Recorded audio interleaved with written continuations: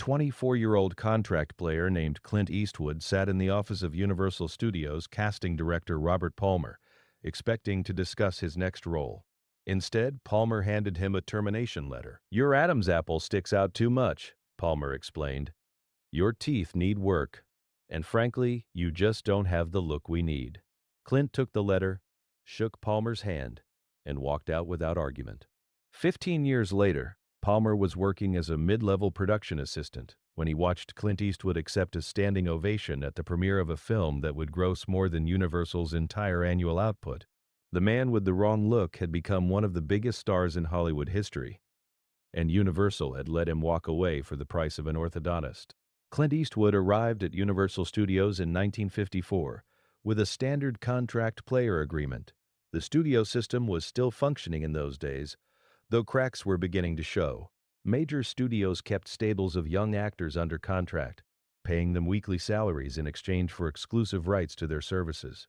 The actors appeared in whatever projects the studio assigned, hoping to catch someone's attention and move up the hierarchy. It was a factory approach to stardom. Clint had been spotted by a talent scout who thought his height and physical presence might be useful for westerns or action pictures. He signed a 7-year contract that paid him $75 per week, barely enough to cover rent and food in Los Angeles. For 18 months, he did what contract players did. He appeared in bit parts. He took acting classes on the lot. He showed up wherever he was told to show up, hoping that someone with authority would notice something worth developing. Nobody noticed. Or rather, what they noticed wasn't what they wanted to see. Robert Palmer was the kind of executive who thrived in the studio system. He had a gift for identifying conventional attractiveness, the smooth features, the perfect teeth, the photogenic symmetry that photographed well under the controlled lighting of Hollywood soundstages. He had no gift for identifying anything else. When Palmer reviewed the contract players under his supervision, he saw Clint Eastwood as a problem to be solved. The young actor had potential raw material. He was tall, athletic, capable of physical roles, but the details were wrong. Palmer made notes in Clint's file. Adam's apple too prominent, teeth crooked and undersized, facial features too angular, voice too soft for dramatic roles. Overall, not suitable for leading man development. The notes accumulated over months, building a case for what Palmer considered an obvious conclusion. Universal was paying $75 per week for an actor who would never justify the investment. It was time to cut losses. Clint was called to Palmer's office on a Tuesday afternoon. He assumed it was a role assignment, perhaps something slightly better than his usual background work. He had been in Hollywood long enough to understand that progress was measured in tiny increments, a speaking line here, a few extra seconds of screen time there. Palmer gestured to the chair across from his desk. "Clint, I'll get right to the point. We're releasing you from your contract." The words took a moment to register. "Releasing me? As of today, you're no longer under contract with Universal Studios. Can I ask why?" Palmer leaned back in his chair, adopting the tone of a man explaining obvious truths to someone who should already understand them. "The camera requires certain things, Clint, certain physical attributes. You don't have them. Your Adam's apple is too pronounced. Your teeth don't photograph well. Your overall look is—" He searched for a diplomatic word. "Unconventional. Unconventional. Not even character actor material, frankly. I'm sorry, but the studio can't justify continued investment in someone who doesn't have the fundamental tools." Clint sat quietly for a moment. He could feel anger building, the instinctive response to being dismissed, to having 18 months of work reduced to comments about facial bone structure and dental alignment. But he didn't express the anger. He had learned something in his brief time in Hollywood. Arguments with executives accomplished nothing. They had power. He had none. Fighting would only confirm whatever assumptions they had already made about difficult actors. "I understand," Clint said. "You're not going to argue? Would it change anything?" "No. The decision is final." "Then there's nothing to argue about." Palmer seemed surprised by the calm acceptance. He had expected resistance, perhaps pleading. The young actors he terminated usually tried to negotiate, to promise improvements, to ask for one more chance. Clint just stood up. "Thank you for the opportunity," he said. "I learned a lot here." He shook Palmer's hand and walked out. The entire meeting had lasted less than 10 minutes. Clint drove home to the small apartment he shared with another struggling actor. He didn't tell anyone about the termination immediately. He needed time to process what had happened, to figure out what came next. His options were limited. Without a studio contract, he had no steady income. Without studio backing, he had no access to auditions for major productions. He was just another out-of-work actor in a city full of them. He could go home to Northern California. His parents would understand. Many young people tried Hollywood and failed. There was no shame in recognizing when a dream wasn't going to materialize, but something in him rejected that option. Not pride, exactly. Something more like stubbornness. The refusal to let Robert Palmer's assessment be the final word on what he was capable of becoming. Your look is wrong. Maybe it was. By the standards Palmer applied, by the metrics of 1954 Hollywood, Clint Eastwood didn't fit the mold. But molds could be broken, and standards could change. The next 3 years were difficult. Clint took whatever work he could find, mostly television, which the major studios considered beneath their dignity. He appeared in episodic series, playing cowboys and soldiers, and anonymous tough guys who appeared for a scene or two and then disappeared from the narrative. The pay was inconsistent. The roles were forgettable. But he was working, and he was learning. Without the structured environment of a studio contract, Clint had to develop his own approach to the craft. He watched how different directors worked. He studied what made some performances compelling and others flat. He figured out what he could do well and what he needed to improve. His look hadn't changed. His Adam's apple still stuck out. His teeth were still imperfect. His features were still angular in ways that didn't match conventional Hollywood standards. But he was developing something that couldn't be measured by those standards: presence, the ability to hold attention even when silent, the capacity to suggest depth without overacting, a quality that the camera seemed to respond to even when casting directors didn't. In 1958, Clint got a call about a television western. The show was called Rawhide. The role was a character named Rowdy Yates, not the lead, but a significant supporting part that would appear in every episode.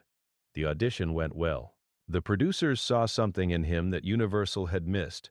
Maybe it was the years of television experience, the comfort in front of cameras that had developed through repetition. Maybe it was the distinctive quality that had been dismissed as unconventional but now read as something rarer: authenticity. He got the job. For the next 7 years, Clint Eastwood appeared on television screens across America every week. He wasn't a movie star. He wasn't commanding major productions or earning millions. But he was working steadily, building an audience, developing the skills that would eventually matter. And somewhere in an office at Universal Studios, Robert Palmer remained unaware that the actor he had dismissed for having the wrong look was becoming a familiar face to millions of viewers. The Italian director arrived in America in 1964, looking for an American actor to star in a Western being shot in Spain. His name was Sergio Leone, and his vision for the genre was different from anything Hollywood had produced. He wanted a hero who was morally ambiguous, visually striking, unconventional in ways that traditional Westerns hadn't explored. He wanted someone who didn't look like a typical Hollywood leading man.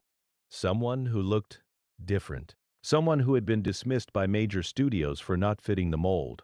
Leone had seen episodes of Rawhide and identified something in Clint Eastwood that most American producers had overlooked: the stillness, the intensity, the face that told stories without words. The wrong look that Robert Palmer had cited as disqualifying was exactly what Leone needed. He made an offer. Clint accepted. The Dollars trilogy changed everything. A fistful of dollars for a few dollars more. The good, the bad, and the ugly. 3 Italian-made westerns starring an actor that Universal Studios had fired for having too prominent an Adam's apple. American audiences discovered Clint Eastwood through these films, not as a supporting television player, but as a commanding screen presence unlike anything they had seen before. The angular features that had concerned Robert Palmer became iconic. The quiet intensity that hadn't fit 1950s Hollywood standards became the definition of cool. Clint returned to America as a star. Suddenly, Studios that wouldn't have returned his calls were competing for his attention. Projects that would have seemed impossible just years earlier were being offered with substantial salaries and creative control. The same industry that had dismissed him was now desperate to work with him. And Universal, the studio that had let him go for the price of dental work, was among those making offers. By 1970, Clint Eastwood was one of the biggest box office draws in the world. Films like Hang 'em High, Coogan's Bluff, and Where Eagles Dare had established him as a star who could open pictures on his name alone. He was commanding salaries that would have seemed absurd to the contract player earning $75 per week at Universal, the same Universal that was now struggling. The studio system had collapsed during the 1960s. The stables of contract players, the factory approach to filmmaking, the careful cultivation of conventional attractiveness, all of it had become obsolete as audiences demanded something different. Universal needed hits. Clint Eastwood could deliver hits. The irony was not lost on anyone. Universal executives reached out through intermediaries. They wanted Clint for a major Western production. They were willing to meet whatever salary demands he had. They were prepared to offer creative input, profit participation, everything that studios offered when they needed talent more than talent needed them. Clint considered the offer. There was no vindictive pleasure in the situation. He wasn't the type to savor revenge. But there was something satisfying about the reversal. The studio that had dismissed him as uncastable was now willing to pay millions to secure his participation. "What happened to the guy who fired me?" Clint asked his agent. "Robert Palmer? He's still there, working in production somewhere. Mid-level. Does he know about this offer?" "I imagine everyone at Universal knows about this offer." Clint was quiet for a moment, set up a meeting, but not with the executives, with Palmer. Robert Palmer had aged considerably since 1954. 16 years of industry changes had worn away whatever confidence he once possessed. The studio system he understood had disappeared. The standards he applied had been revealed as arbitrary. The assessments he made with such certainty had been proven wrong again and again.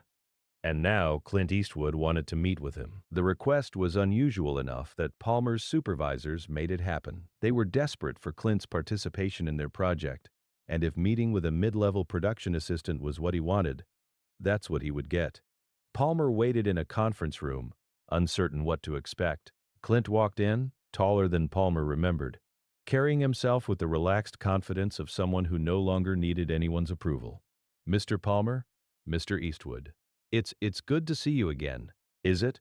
They sat across from each other, the executive who had terminated the contract and the star who had proven the termination wrong. "I wanted to ask you something," Clint said. "Of course. Anything. When you fired me, you said my Adam's apple was too prominent. My teeth were wrong. I didn't have the look. Do you remember that?" Palmer's face reddened. "I remember, and I want you to know. I'm not looking for an apology. I'm looking for understanding." "Understanding? How did you know what the right look was? What made you certain that your assessment was correct?" Palmer was quiet for a moment. "It's what I was trained to evaluate. Certain physical characteristics that photographed well. Certain features that audiences responded to. There were standards." "Whose standards?" "The studios developed criteria over decades, and those criteria said, I was wrong. Yes. The audience saw something different." Clint leaned back in his chair. "I didn't come here to humiliate you. I came because I wanted to understand something about this industry, about how decisions get made. What did you want to understand? How someone can be so certain about something so subjective. How a person's potential can be reduced to whether their teeth are straight enough." Palmer was silent. "I've thought about this a lot over the years," Clint continued. "You weren't wrong about the facts. My Adam's apple does stick out. My teeth weren't perfect. My features are unconventional. You were wrong about what those facts meant. I was wrong about everything, about thinking that conventional attractiveness was the only thing that mattered, about believing that the standards you applied were universal rather than temporary. The industry has changed. The industry is always changing. That's the lesson. Whatever seems permanent is actually just current. Whatever seems like absolute truth is actually just current fashion. Palmer looked at Clint with an expression that mixed shame and curiosity. Why are you telling me this? Why did you want to meet? Because I'm considering the studio's offer. And I wanted to look you in the eye first, to see if I've changed, to see if the studio has changed. You're part of the studio. You represent how they think. I've certainly learned that my assessments were wrong. That's not what I'm asking. I'm asking whether you understand why they were wrong, whether the thinking has changed, not just the outcomes. Palmer was quiet for a long moment. I don't know. I know that what I believed was proven incorrect. But do I understand why at a fundamental level? Do I understand what real potential looks like versus what convention says it should look like? Honest answer, no. I probably don't. I'm still the same person I was. I just know that my methods failed with you. That's honest. Is it the answer you wanted? It's the answer I needed. Clint did make the film with Universal. Not because the studio had changed, but because the project was right and the terms were favorable. The industry was still the industry, still full of Robert Palmers making assessments based on conventional wisdom, still dismissing potential that didn't match current standards. But Clint had learned something from the entire experience. The people who evaluate talent are often the least qualified to recognize it. They see what they're trained to see. They apply standards that may be completely irrelevant to actual success. The only response to that reality was to keep working, to develop regardless of whether the industry recognized what was developing, to trust that audiences, the people who actually matter, would eventually respond to authenticity even when gatekeepers dismissed it. Universal had fired Clint Eastwood for having the wrong look. Years later, they paid millions to work with him. The look hadn't changed. The understanding of what the look meant had changed. And that was the real lesson. Not about revenge or vindication, but about the limitations of expertise and the unpredictability of what actually connects with audiences. Robert Palmer remained at Universal until his retirement. He never rose to significant authority again. The industry he understood had disappeared, replaced by something he couldn't navigate effectively. In interviews late in his career, he was occasionally asked about his role in firing Clint Eastwood. "The biggest mistake I ever made," he would say. "Not because I was wrong about what I saw.